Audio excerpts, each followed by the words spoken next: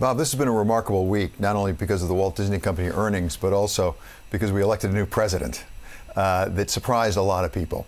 It's early going, but I know the way you plan ahead. What are your first thoughts about how President Trump could affect the Walt Disney Company? Well, first of all, I think that so far so good in terms of what I'll call transition, even though it's very, very early. I think both the president-elect, I was going to say the candidate, he's no longer the candidate, president-elect and President Obama have approached this really smartly. Be cordial, be open, understand that the most important thing here is America, not one party or another, not one ideology or another.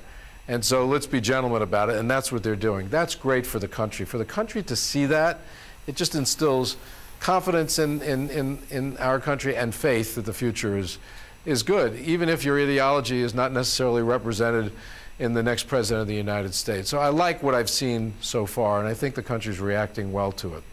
It's too early to really predict what the policies of a new administration would mean for this company. Believe me, I've gotten briefed on how they might affect us, but way too early to speculate publicly. What I can say, though, is that we've been talking a lot as a company and lobbying a lot about the need for a new tax policy.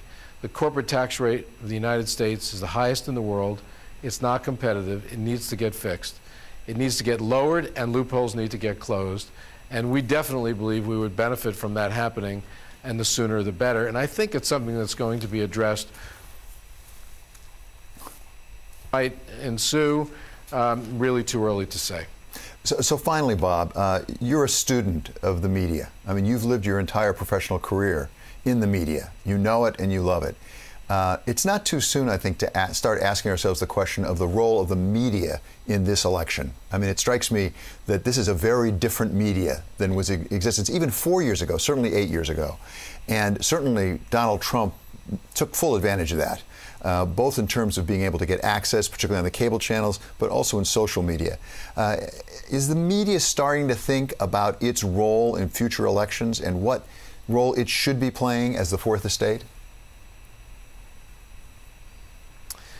There's a lot of hand-wringing about the media this week and its role in the election.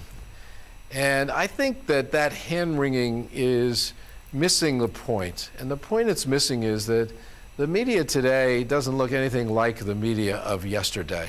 We're living in a world where the sheer definition of media, and I'm talking about not the definition of what the industry creates, but the definition that the people create, is extremely different than what it used to be. How we get our news, what we consider news, how information travels, how fast it travels, it's vastly different. So I would argue that the media actually played a positive role in this campaign, in the sense that it was ever present, which media is today. It was sort of eyes on, cameras on, voices about everything that went on. Everything was exposed. Everything was subject to scrutiny by the new media. That can't be a bad thing. Now, did the media get it right in terms of predicting the outcome? No. I think that deserves some scrutiny by the media, and how did they get it wrong? But I don't think the manner in which the campaign was covered is necessarily something that deserves criticism. You know, you can always be reflective about it. That's fine. I think there's nothing harmful about that. But what is media today? It doesn't look anything like it did certainly 5 years ago, 10 years ago, when I started my career at ABC 42 years ago. It's just different. And I think it's time that those that follow the media from a critical perspective accept the fact that the media they are following today is vastly different than the media they used to follow, or maybe than they think they're following.